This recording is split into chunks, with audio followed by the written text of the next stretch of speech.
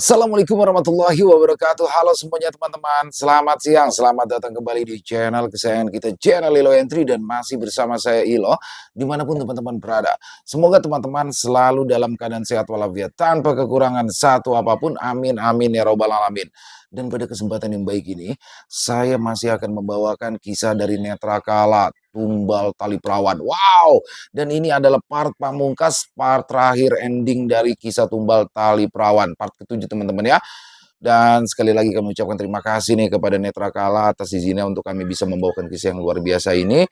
Dan buat teman-teman yang suka baca, wajib banget nih mengunjungi karya karsa dari Netra Kala karena di sana kisahnya keren-keren pakai banget ya. Dan buat teman-teman yang belum subscribe channel Leo Entry, yuk diklik dulu tombol subscribe. Jangan lupa lonceng notifikasinya dinyalakan agar teman-teman selalu mendapatkan notifikasi dari konten-konten yang akan kami upload selanjutnya. Dan untuk channel Lilo Entry kami upload setiap hari teman-teman ya. Setiap siang jam 12 siang waktu Indonesia bagian Barat. Gak pakai berlama-lama lagi. Pasti udah gak sabaran kan buat langsung menuntaskan kisah Tumbal Tali Perawan. Kita langsung saja masuk ke dalam kisahnya. Dari halaman belakang rumah Bang Ilo, kita menuju ke Jawa Tengah.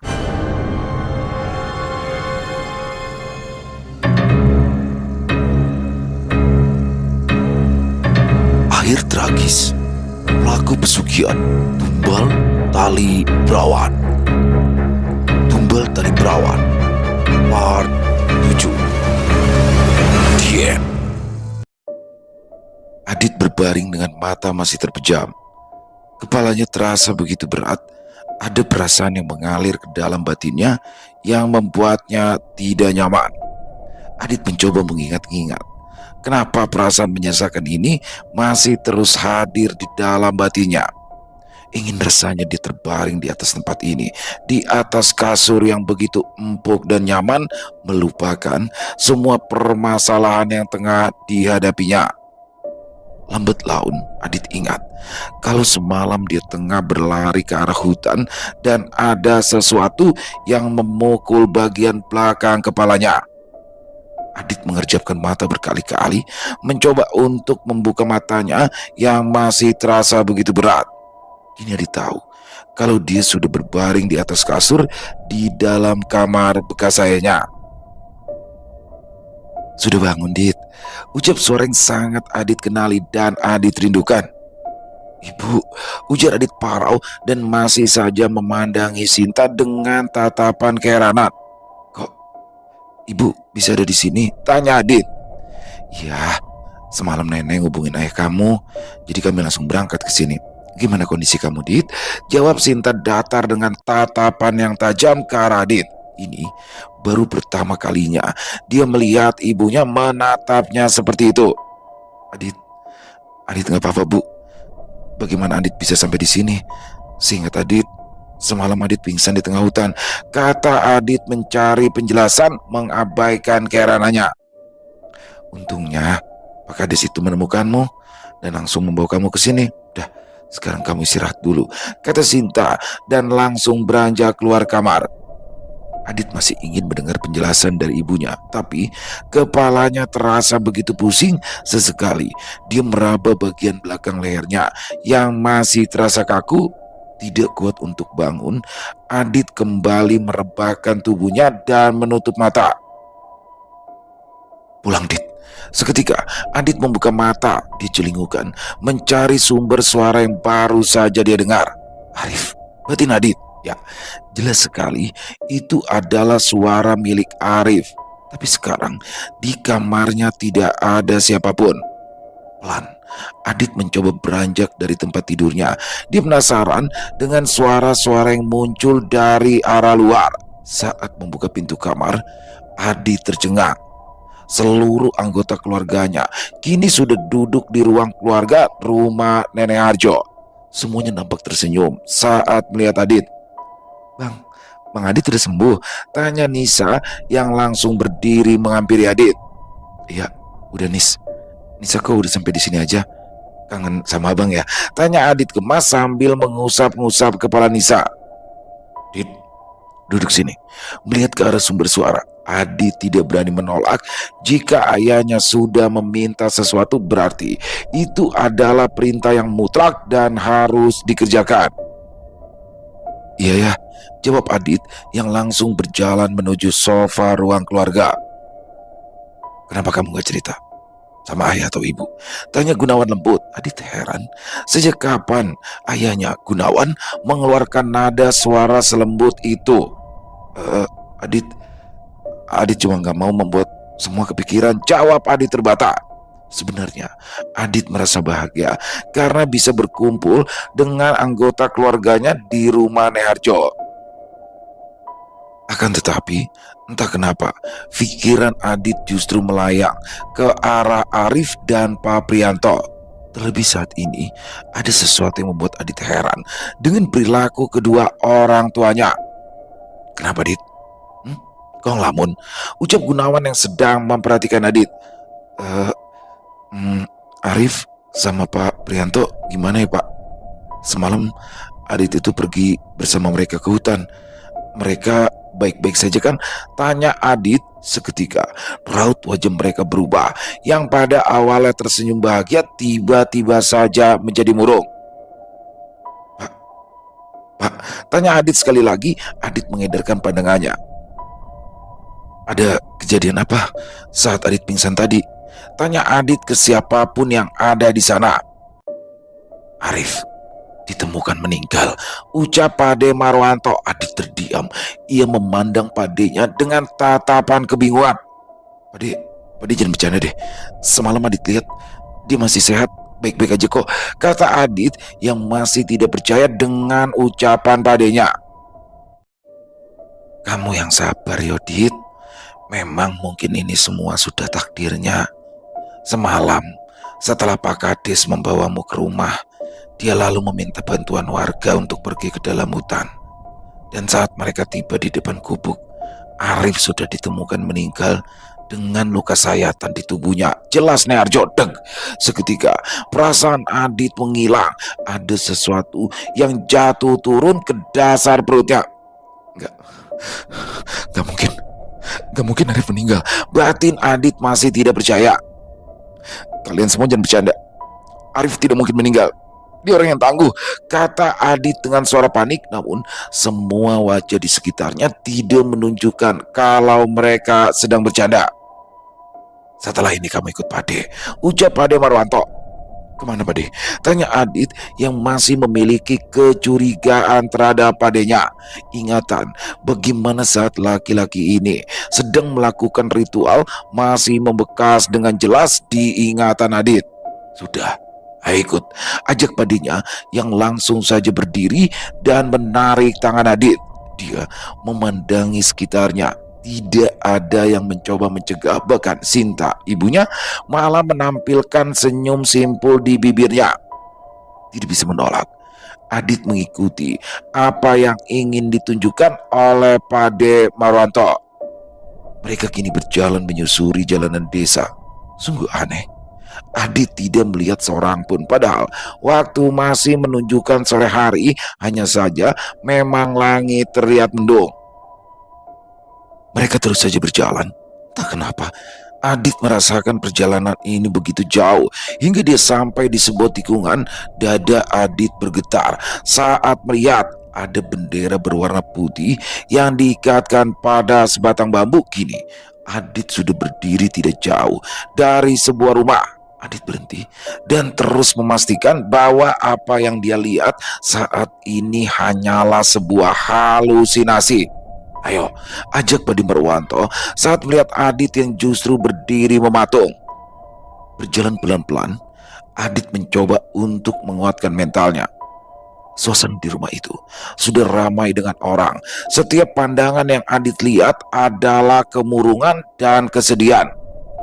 "Adit," ucap Pak Prianto saat melihat keberadaan Adit di depan pintu rumahnya. Seketika Pak Prianto memeluk Adit. "Maafkan Arif kalau selama ini dia punya salah sama kamu," ucapnya parau. Tidak ada jawaban yang keluar dari mulut Adit. Dia mencoba untuk masuk ke dalam rumah. Di sana hanya ada beberapa orang. Belum juga dia melangkah menuju sosok yang tengah terbujur kaku di tengah ruangan, tiba-tiba saja jantungnya berdebar dengan keras. Ningrum, gegap Adit saat dia melihat wanita yang sedang berjalan dari arah dapur. Kenapa, Dit? Tanya Pade yang keheranan dengan sikap Adit. Itu, itu Pade. Ningrum, kata Adit sambil menunjuk ke arah wanita yang sudah beberapa meter di depannya. Oh iya, itu Ningrum. Kenapa memangnya? Sekali lagi Pade Marwanto bertanya, namun Adit menggelengkan kepalanya. Gak mungkin, ini pasti mimpi, ucap Adit sambil memukuli pipinya sendiri. Dit, kamu itu kenapa? Tanya Pade Marwanto kebingungan. Ningrum, Pade. Itu Ningrum. Dia kan udah mati, Pade. Itu setan Ningrum, ucap Adit panik sambil mencoba untuk mundur menjauhi Ningrum. Sedangkan Ningrum, dia hanya menoleh kebingungan ke arah sekitaran. Dit, sadar. Sadar kamu, Dit, kata Pade Marwanto sambil memegangnya Adit. Takut kalau kematian Arif membuat Adit shock dan berpikir hal yang tidak-tidak, sedangkan Adit sendiri masih tidak percaya dengan apa yang dia lihat. Tapi semua terasa nyata, bahkan saat dia menepukkan tangan ke pipinya juga terasa perih. Yang berarti memang semua ini bukanlah mimpi. Mas Adit kenapa? Sebentar ya, saya ambilkan minum dulu, ucap Ningrum yang kembali beranjak menuju ke arah dapur. Mendengar itu, Adit langsung menolehkan kepalanya ke arah Pade Marwanto. Ada apa ini sebenarnya, Pade? Ada apa? Tanya Adit kebingungan. Apanya? Apanya yang ada apa, Dit? Pade itu tidak paham sama ucapanmu, kata Pade yang juga masih kebingungan. Pade lihat sendiri kan, kalau beberapa waktu yang lalu Ningrum sudah meninggal, Pade. Dia gantung diri di kasur dapur rumahnya, tanya Adit dengan nafas memburu. Pade Marwanto jelas sekali melihat Adit dengan pandangan khawatir sekaligus prihatin. Assalamualaikum. Sontak Adit langsung berpaling. Kekagetannya tentang Ningrum belum juga yang kini di depannya ada Pak Dirman. Pak Dirman? Tanya Adit gagap tidak percaya dengan apa yang dia lihat. Iya mas, maaf, saya mau ke Pak Kades dulu, ucap Pak Dirman sambil berjalan menuju ke arah Pak Prianto. Adit mengikuti arah kemana Pak Dirman melangkah. Dia benar-benar bingung dengan apa yang sedang terjadi. Melihat keadaan Adit, Pade Marwanto menuntun Adit ke ujung ruangan. Kini Adit sudah duduk di salah satu ujung ruangan. Ini mas, minumnya, ucap Ningrum yang menaruh segelas teh hangat di depan Adit. Melihat Ningrum yang sudah ada di dekatnya, Adit terlonjak kaget. Merasa sikap Adit yang aneh, Ningrum mencoba untuk duduk di sebelahnya. Dia mengira jika sikap Adit yang aneh karena sedih kehilangan temannya. Ningrum tahu Mas Adit dekat dengan Mas Arif. Mas Adit pasti shock mendengar berita tentang Mas Arif. Tapi Mas Adit harus ikhlas ya mas, ucap Ningrum mencoba untuk menghibur Adit. Tanpa menunggu jawaban dari Adit, ia pun kembali beranjak dan duduk di sebelah Bos Armin. Sudah beberapa waktu Adit duduk, dia masih tidak bisa mencerna atas apa yang tengah terjadi. Kini seluruh anggota keluarganya juga sudah berada di rumah Pak Prianto.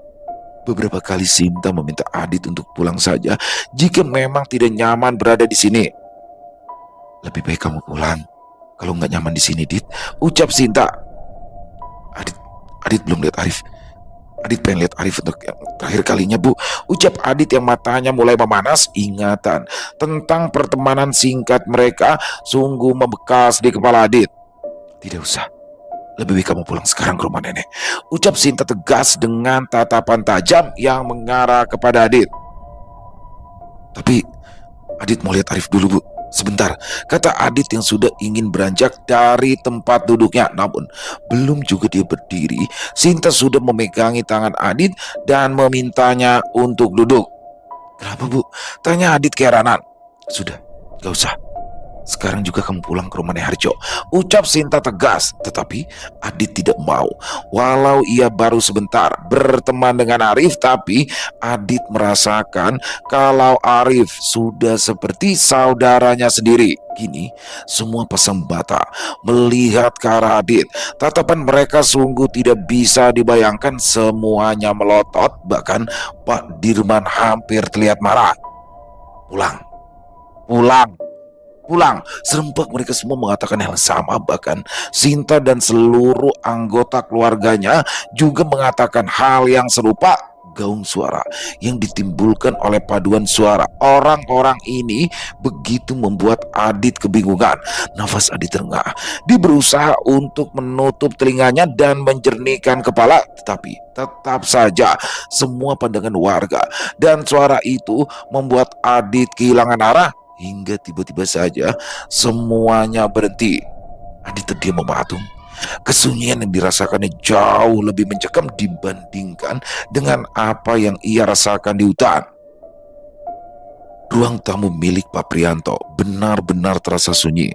Belum sempat Adit bertanya kepada Sinta apa yang sedang terjadi, angin tiba-tiba saja berhembus dengan kencang sampai membuat daun jendela dan pintu bergoyang-goyang. Tiba-tiba saja kain yang menutupi jenazah di tengah ruangan tersibak. Sekarang dengan jelas Adit bisa melihat jenazah Arif yang terbujur kaku. Perasaannya tidak bisa tergambarkan dengan jelas. Pandangannya tiba-tiba saja terasa kabur dengan tumpukan air mata yang siap meleleh.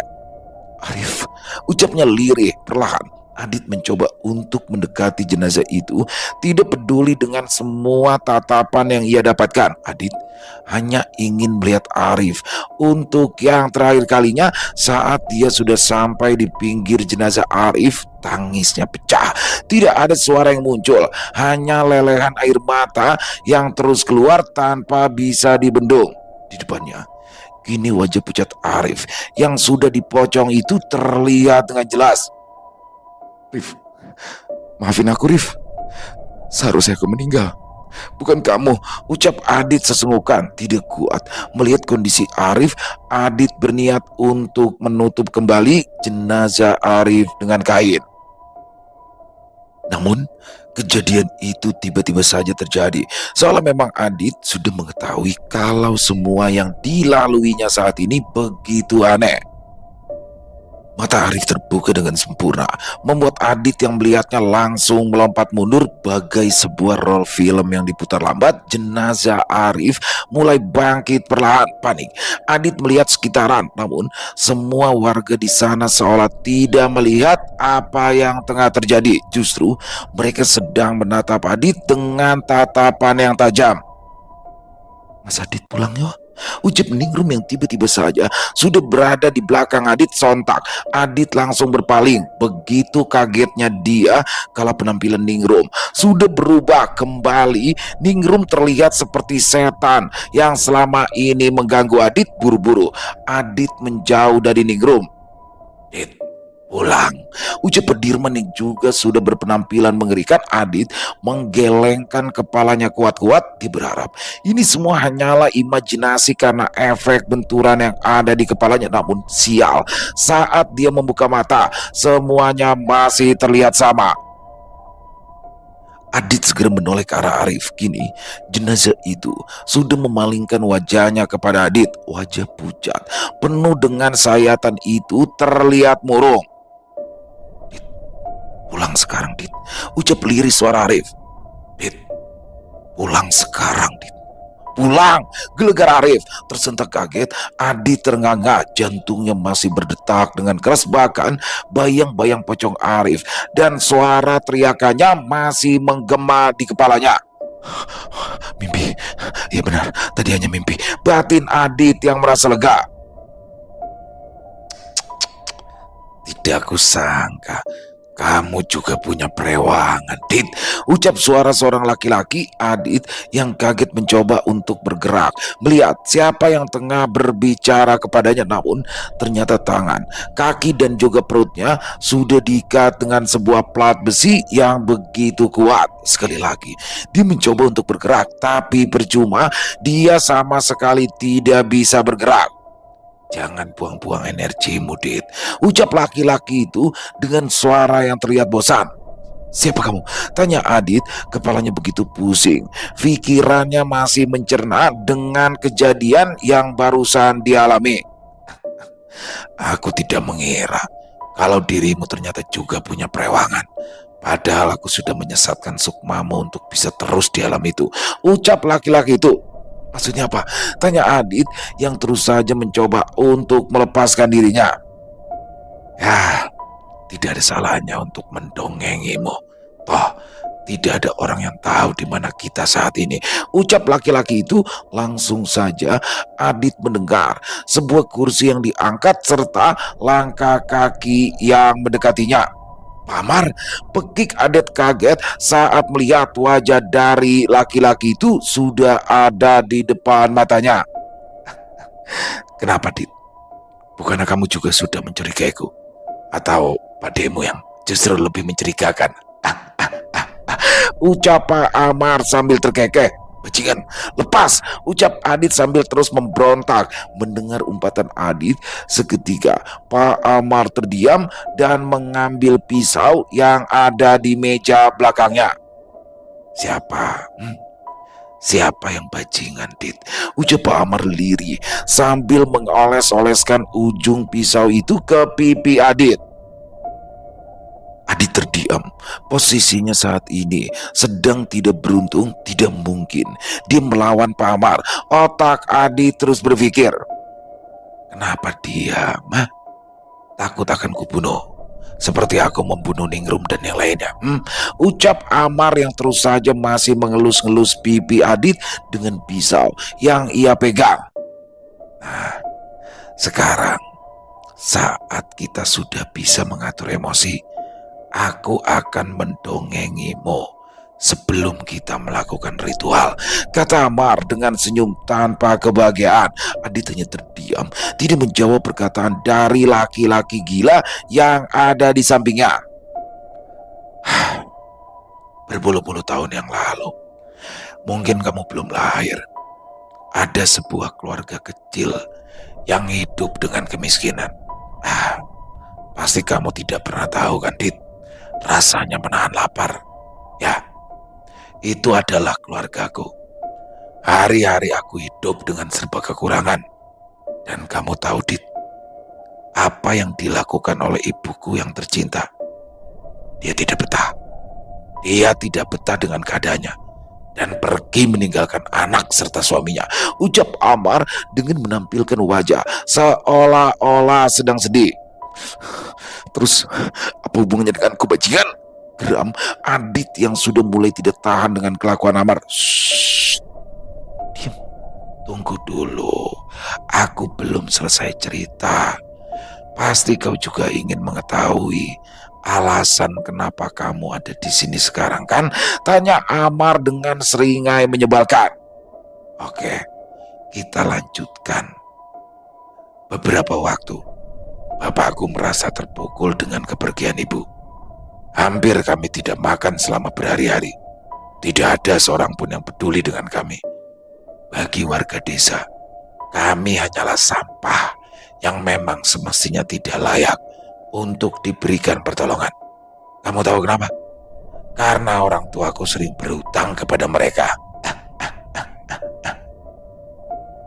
Aku masih ingat, sore itu bapak pulang dengan kondisi raut wajah yang benar-benar sedih dan marah. Setelah itu, baru aku tahu kalau istri Dirman baru saja memaki-maki bapakku karena ingin meminjam beras untuk kami makan. Maka mulai malam itu, bapak pergi ke hutan. Jelas Amar ada sedikit jeda. Adit melihat Amar menghela nafas dan matanya terlihat menerawang seolah dia sedang mengingat-ingat kejadian yang benar-benar menyakitkan untuk diulang kembali. Singkatnya, bapak pulang dengan sesuatu yang berbeda. Dia mulai melakukan ritual tumbal tali perawan. Tapi ada masalah yang belum bisa dipenuhi oleh bapakku. Salah satu syarat untuk melakukan ritual ini adalah dengan mengambil ari-ari dari wanita yang hamil, akan tetapi belum menikah atau belum bersuami. Jelas, di situ bapakku mendapatkan kendala. Bagaimana dia bisa mendapatkan syarat tersebut? Karena tidak mungkin dia menghamili warga desa. Tapi bapakku tidak kurang akal. Maka bapakku membuat suatu ritual pemindahan janin. Ucap Amar. Pemindahan janin?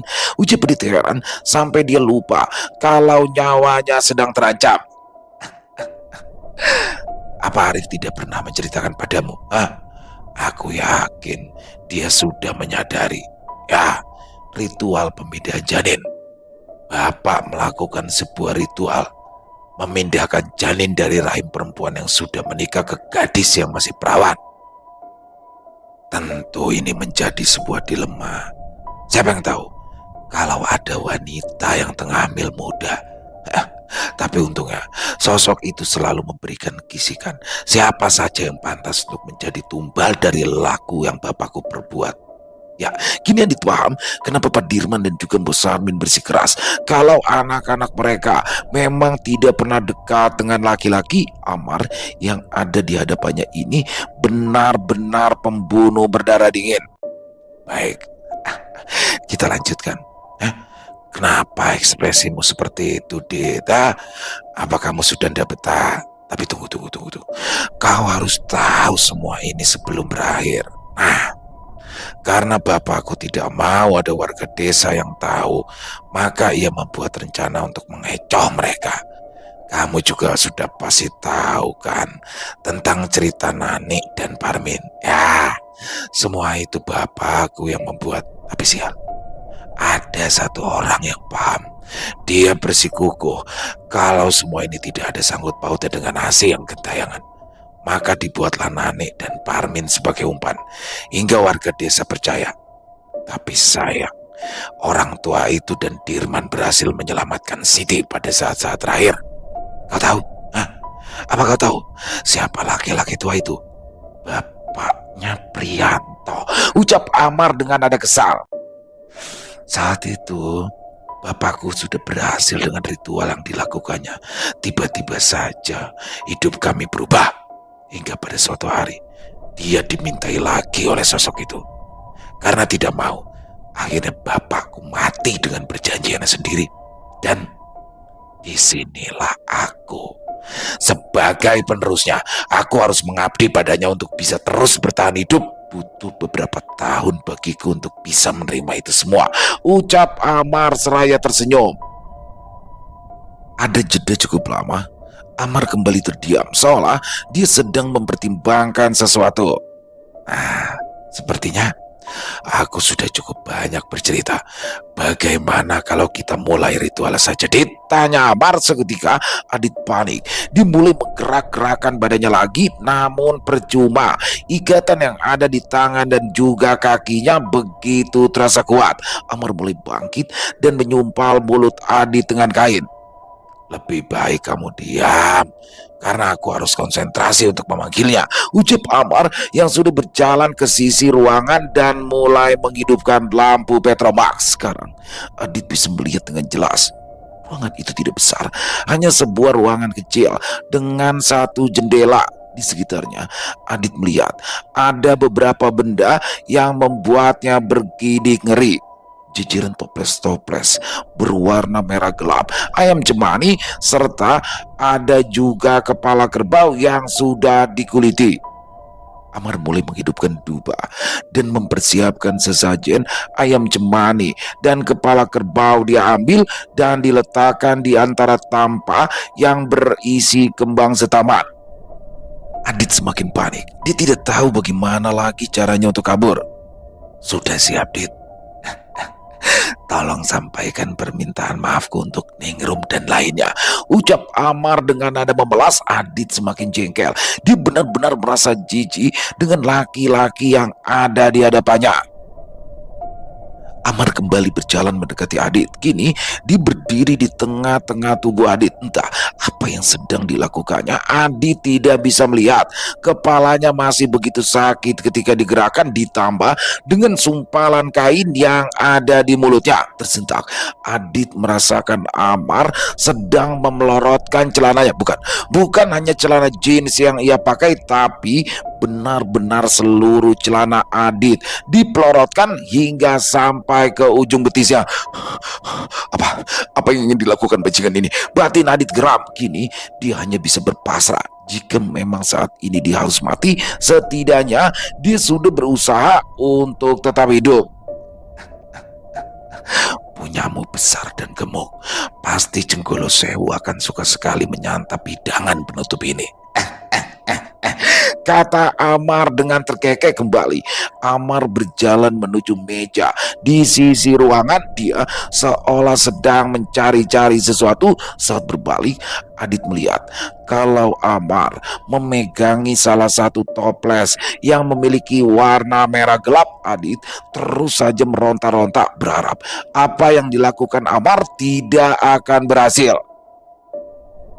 Amar sudah kembali berada di sisi Adit. Kini dia merasakan ada cairan kental yang menyentuh kulit di bagian kelamin dan terus saja merembet hingga ke pangkal pahanya. Kamu tahu, Dit, sebenarnya aku sudah bisa melakukan ritual tumbal tali perawan sejak kematian Ningrum. Tapi ketika aku mendapatkan kabar dari Marwanto, di situ aku mulai berpikir, jika memang dulu mereka itu memiliki kebahagiaan berupa keluarga yang lengkap dan juga harta berlimpah, ya setidaknya sekarang mereka bisa merasakan bagaimana tidak memiliki seorang anak. Ucap Amar. Maksudmu apa? Apa hubungannya dengan keluarga kami? Ucap Adit saat dia bisa melepas sumpalan kain di mulutnya. Oh iya, aku hampir lupa. Aku sangat membenci kebahagiaan yang terpancar dari keluarga kalian. Setiap waktu aku iri dengan Prianto dan juga Pade serta bapakmu yang memiliki kehidupan yang layak. Sudah lama sekali semenjak aku ingin mereka merasakan apa yang aku rasakan. Ya, setidaknya aku bisa membuat Marwanto tidak memiliki anak dan Gunawan kehilangan anaknya. Adil kan? Seorang teman itu harus sama-sama bisa merasakan penderitaan satu sama lainnya, kata Amar. Jadi kau yang menjebak Padi Marwanto dan Budija? Tanya Adit tidak percaya. Ya, mereka memang goblok. Tidak tahu saja Marwanto itu kalau selama ini istrinya sudah sering hamil, tapi selalu hilang atau keguguran. Kau tahu kenapa, Dit? Karena janinnya ku pindahkan atau ku jadikan sebagai tumbal untuk santapan Jenggolo Sewu. Kata Amar dengan tawa kebahagiaan. Kamu pikir janin yang ada di dalam rahim Ningrum itu milik sopo? Itu milik Budemo. Aku atur dan terus saja kuasut agar Marwanto mau melakukan persetubuhan di hutan. Awalnya dia tidak mau, tapi karena Ija yang selalu merengek agar bisa memiliki anak, akhirnya dia luluh. Lanjut Amar. Adit benar-benar tidak habis pikir, bagaimana bisa ada orang sekeji ini di dunia memanfaatkan dan membunuh orang demi untuk kepuasan pribadinya. Ingin sekali rasanya dia menghajar dan membuat Amar mati pelan-pelan. Kini Adit melihat Amar berjalan ke arah tampah yang sudah terisi sesajen. Saat dia melepaskan seluruh pakaiannya dan membelitkan kain di sekitaran pinggangnya. Kita mulai, Adit. Sebentar lagi aku bisa menjadi lebih sakti dan keluarga kalian akan merasakan apa yang aku rasakan. Urusan Prianto nanti setelah ini, istri dan anaknya juga akan menjadi targetku, ucap Amar sambil tersenyum mengerikan. Bajingan, umpat Adit yang benar-benar sudah muak dengan apa yang dilakukan oleh Amar. Amar mulai duduk bersila. Aroma kemenyan dan dupa mulai menyeruak di hidung Adit. Kepanikan benar-benar sudah menjalari seluruh tubuh Adit. Kini Adit melihat Amar mulai menyembelih ayam cemani hitam yang ada di depannya. Betapa mualnya Adit saat dia melihat Amar menuangkan darah ayam cemani hitam itu ke tenggorokannya dan menuangkan sebagian kepala kerbau yang sudah dikuliti. Nafas Adit memburu. Dia terus saja bergerak, mencoba mengendorkan kaitan plat besi yang mengikat tangan dan kakinya. Tiba-tiba saja Adit merasakan panas di alat kelaminnya dan area yang terkena dengan darah yang dituangkan oleh Amar. Tiba-tiba angin berembus dengan kencang, bahkan daun jendela yang tertutup rapat kini mulai tersibak dan bergoyang-goyang dengan cepat. Sekujur tubuh Adit meremang dengan hebat. Inilah akhir riwayat dari hidupnya. Tidak pernah Adit membayangkan akan dijadikan bangsa seperti ini. Sekali lagi Adit melihat ke arah Amar, tapi ternyata pilihannya salah. Betapa mualnya Adit.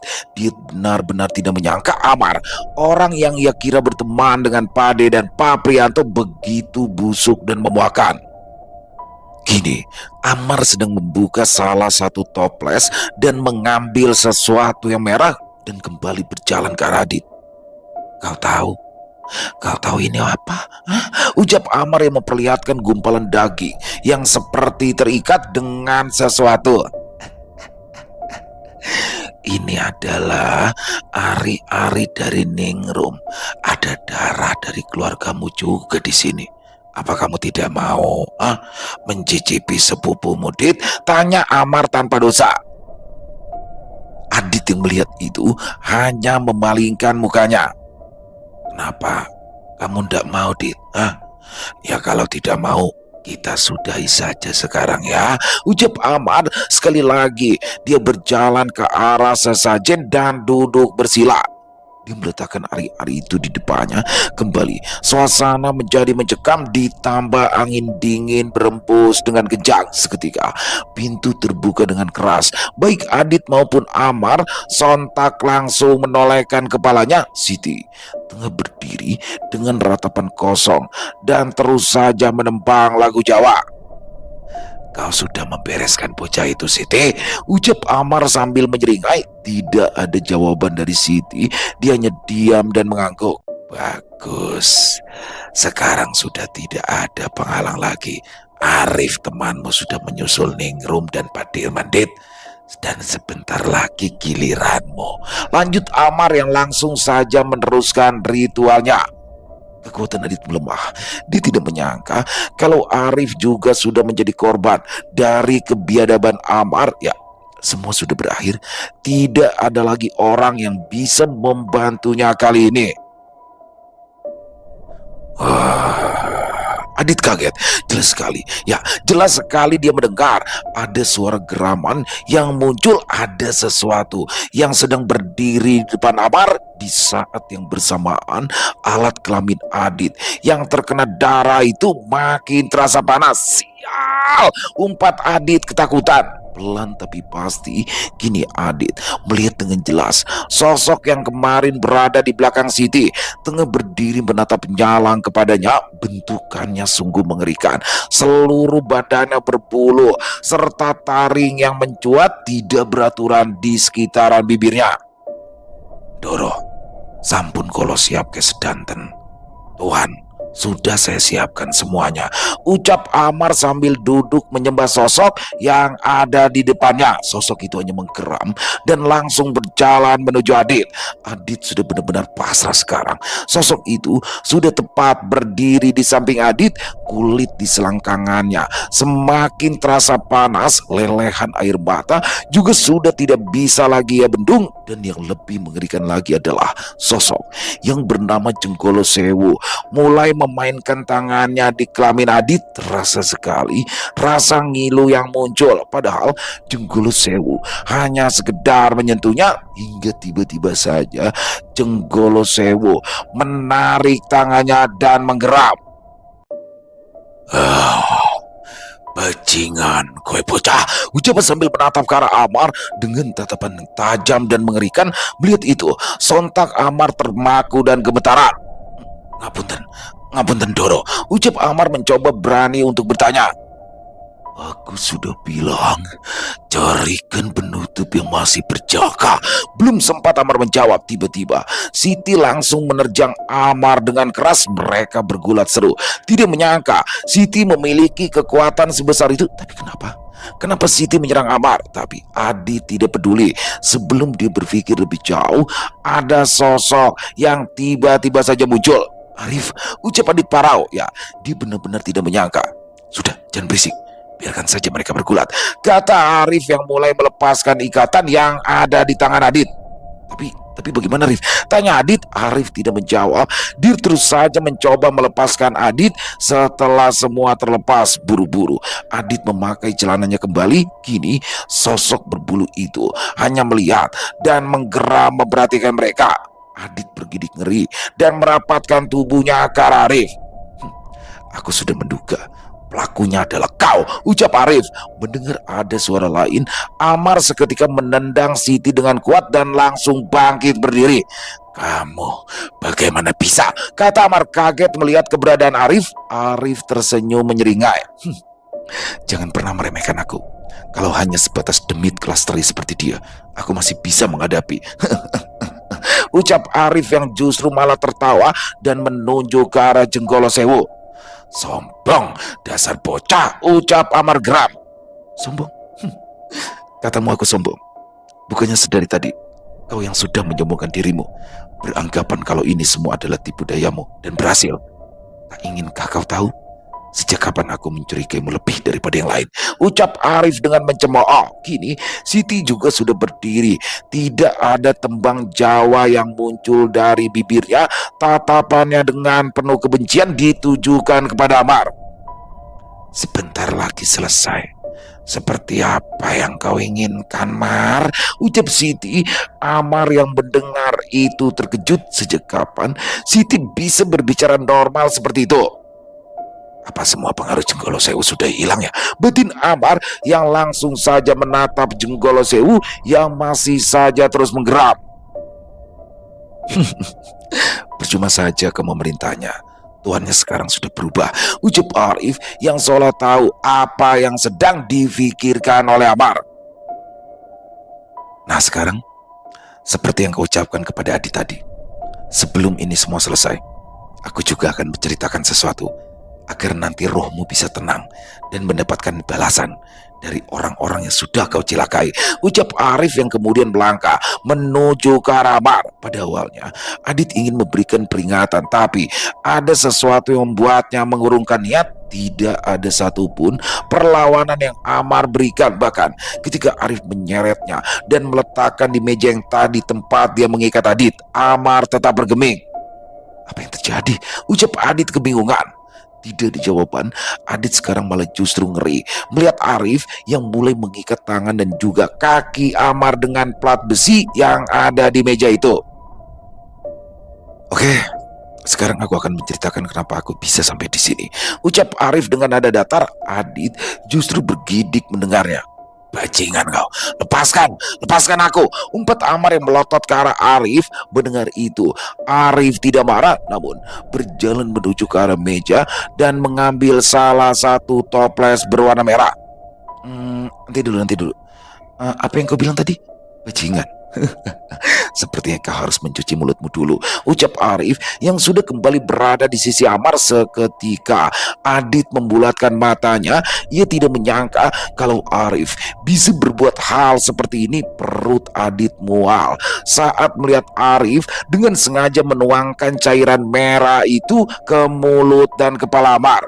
Semoga darah ini bisa sedikit membersihkan mulut dan pikiranmu yang busuk itu, hina Arif serta melemparkan toples yang dia pegang. Oke. Sekarang kita lanjutkan ya. Setelah kita sama-sama bisa mengatur emosi kita. Kau tahu, Mar, aku sudah mencurigaimu saat aku melihat Pak Marwanto dan istrinya melakukan persetubuhan di hutan. Bagi Adit yang tidak bisa merasakan dan melihat mereka, mungkin akan terlihat mencengangkan. Tapi bagiku, Itu merupakan hal yang bodoh, karena dengan jelas sekali aku tidak melihat satu sosok demit pun yang hadir saat mereka melakukan ritual itu. Ucap Arif tersenyum penuh kemenangan. Adit benar-benar terkesima sekarang. Dia hanya bisa melihat Arif yang sedang duduk di kursi yang tadi pernah dipakai oleh Amar saat menceritakan masa lalunya kepada Adit. Hah? Jika kamu bertanya bagaimana aku bisa sampai di sini, mungkin kita harus berterima kasih kepada Siti, orang yang sudah kau gunakan layaknya anjing peliharaan, ucap Arif. Sepersekian detik, tidak ada yang mengucapkan sesuatu, hanya suara geraman yang muncul dari sosok yang ada di belakang Arif. Adit masih syok dengan apa yang dia lihat. Siti hanya terus diam memandangi Amar dengan pandangan kesumat, dan Arif terlihat seperti sedang mempertimbangkan sesuatu. Ya, mungkin ini yang terbaik. Semua perbuatanmu sudah membuat banyak orang sengsara. Kau itu tidak ubahnya seperti makhluk yang ada di belakangku.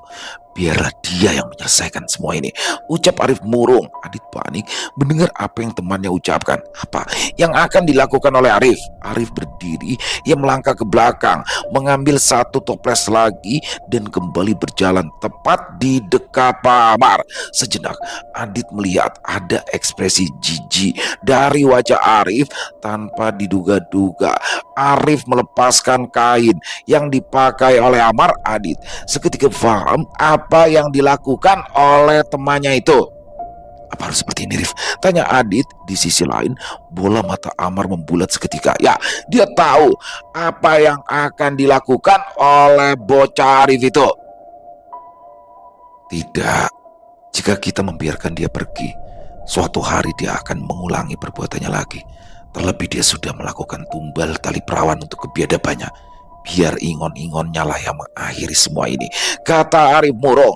Tanpa menunggu jawaban Adit, langsung saja Arif menuangkan cairan merah darah itu ke arah selangkangan Amar.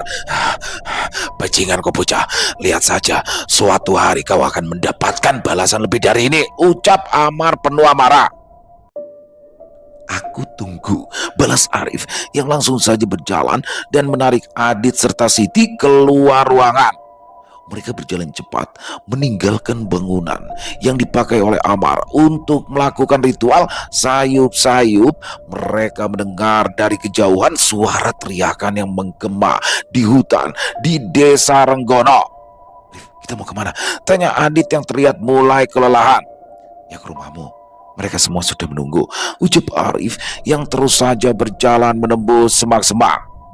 Tidak ada obrolan yang muncul selama perjalanan menuju ke rumah Nek Harjo. Baik Adit, Arif maupun Siti hanya diam berkutat dengan pikiran masing-masing. Apa aku harus ikut? Ucap Siti yang saat sudah berada di jalan desa yang sepi. Mereka tidak akan menyakitimu. Biar aku dan Adit yang memberikan penjelasan, jawab Arif. Sedangkan Adit hanya diam dan mengikuti kemauan temannya ini. Dia tidak mau menyangka, takut membuat Arif marah, dan bisa saja Adit bernasib sama dengan Amar. Adit, pekik Nek Harjo saat melihat Adit tengah berjalan menuju ke rumahnya. Kamu gak apa-apa toh, Dit? Kata Nek Harjo yang tiba-tiba saja terisap. Gak apa-apa, Nek, tapi Adit pengen mandi. Badan Adit lengket semua, ucap Adit lemas dan ingin sekali dia merebahkan tubuhnya di atas kasur. Semua orang kini tengah berkumpul. Bahkan juga Siti turut bergabung bersama setelah Nek Harjo dan juga Mbok Sarmin membantunya untuk membersihkan badan. Adit dibantu Arif menjelaskan tentang semua yang sudah terjadi malam ini. Baik Pak Kades sampai Budi Ija benar-benar kaget dengan apa yang sudah dilakukan oleh Amar. Maafkan Pade, Adit. Pade sudah hampir membuatmu cilaka, ucap Pade yang tertunduk malu dengan semua perbuatan yang dilakukannya. Adit tersenyum. Ia tidak menyalahkan apa yang dilakukan oleh Padenya. Sudah Pade, lupakan. Yang penting sekarang kita sudah tahu dalang dari semua ini, ucap Adit sambil menikmati sebatang rokok. Malam itu, akhirnya Semua misteri yang menimpa Adit pun terkuak. Tidak ada yang merasa sedih atas kematian Amar. Semua sudah memaafkan, bahkan Adit juga sudah bisa melepaskan semua masalah yang ada di dalam hidupnya. Selesai. Wow, luar biasa kisah tumbal tali perawan. Akhirnya selesai juga ya teman-teman. Di sini bener-bener nih kisah ini penuh intrik, penuh misteri dan asli ini salah satu kisah menurut saya yang terhoror ya. Karena tuh adegan-adegannya bener-bener gigit banget horor kalau menurut saya pribadi ya teman-teman ya. Dan di sini akhirnya terbongkarlah misteri itu bagaimana ternyata pelakunya itu adalah Pak Amar. Wow, tebakan saya salah ya. Tadinya pikiran saya tuh ini adalah satu pesugihan ya yang dilakukan oleh keluarganya Pak Demarwanto tadinya saya pikir, atau keluarga besarannya Harjo karena keluarga mereka begitu kaya, karena juga bagaimana Pak Demarwanto dan istrinya Bude Ija melakukan ritual di tengah hutan tuh. Dan kalau saya pribadi ya jujur saya pikir Pak Amar hanya membantu mereka tuh di situ tuh untuk melakukan ritual pesugihan itu yang tidak diketahui oleh Adit. Tapi ternyata Amar sempat juga sih ada pikiran, wah jangan-jangan Pak Prianto nih, Pak Kades nih, karena Pak Kades kelihatannya kayak gimana gitu ya. Tapi benar-benar nggak nyangka ternyata ini adalah perbuatan daripada Amar, yang mana ritual yang dilakukan oleh Pak Demarwanto dan istrinya Bude Ija di tengah hutan itu adalah tipu daya belaka. Jadi Pak Demarwanto dan Bu Ija ini kan nggak punya anak nih. Nah itu disaranin sama Pak Amar, udah lakuin aja ritual di tengah hutan. Salah satunya minum darah ayam cemani, terus juga melakukan hubungan suami istri di pohon di tengah hutan itu. Tapi ternyata itu hanyalah tipu daya, yang mana sebenarnya Bu Ija tidak mandul atau Pak Demarwanto tidak mandul. Setiap mereka hamil janinnya diambil sama Pak Amar. Wah ngeselin banget ya. Dan di sini endingnya bener-bener apa ya, kejam dan thrillernya, sadisnya dapat nih, semuanya dalam kisah ini dapat semua nih. Bagaimana ketika Adit dibaringkan itu udah ngeri banget ya kan, diikat pakai plat besi gitu. Waduh, mohon maaf ya, ditelanjangi dan bagian bawahnya itu ingin disantap oleh sosok Jenggolo Sewu, yang mana kalau menurut saya itu adalah sosok Gundurwo. Itu adalah sesuatu yang dipuja oleh Pak Amar. Wow. Dan di endingnya bagaimana Arif membalikan keadaan, yang mana pada akhirnya Pak Amar dihabisi oleh pujaan dia sendiri. Luar biasa. Dan yang makin saya tercengang lagi adalah ternyata Arif ini adalah Pak Arif dalam kisah Bima, dan Adit adalah ayah dari Bima, teman-teman. Wow, keren banget ya. Jadi buat teman-teman mungkin yang belum tahu bisa mengikuti kisah Bima, sudah 2 season ya, sudah 2 season untuk kisah Bima, dan untuk season ketiganya masih dalam penggarapan. Sedikit lagi selesai nih kata Netra Kalani. Waduh, ditunggu banget nih untuk kisah Bima season 3, karena ternyata ini adalah Arif kecil ya, Pak Arif kecil, dan juga orang tua dari Bima. Keren pakai banget, berkesinambungan. Terima kasih, ini the best ya, salah satu yang terbaik dari Netra Kala yang pernah saya bawakan. Terima kasih Mas Dika dari Netra Kala, dan buat teman-teman sekali lagi semoga kisah barusan bisa menghibur ya. Dan buat Mas Dika dari Netra Kala, semoga sukses selalu, tetap semangat berkarya, ditunggu untuk kisah-kisah selanjutnya. Dan buat teman-teman yang mungkin punya komentar lain, punya pendapat lain, bisa menuliskan di dalam kolom komentar atau hanya sekedar saling menyapa, silakan. Insya Allah kami akan membalasnya satu persatu. Buat yang suka dengan videonya, bisa diklik tombol like atau tombol jempol, boleh juga dibantu di share ya link videonya ini ke teman-teman yang lain agar juga ikut merasa terhibur. Dan saya juga ingin mengucapkan terima kasih kepada seluruh teman-teman yang sudah selalu setia hadir, yang sudah selalu mendukung kami, karena teman-temanlah kami selalu bersemangat berkarya di setiap harinya. Di akhir kata, saya Ilo mengucapkan permohonan maaf apabila mungkin dalam pembawaan kisahnya barusan ada kata-kata saya yang salah, ataupun ada kata-kata saya mungkin yang kurang berkenan. Saya mohon dibukakan pintu maaf yang seluas-luasnya. Sampai berjumpa lagi di konten-konten kami selanjutnya. Masih bersama saya Ilo di channel Ilo Entry. Salam sehat, sukses selalu untuk kita semua. Wassalamualaikum warahmatullahi wabarakatuh.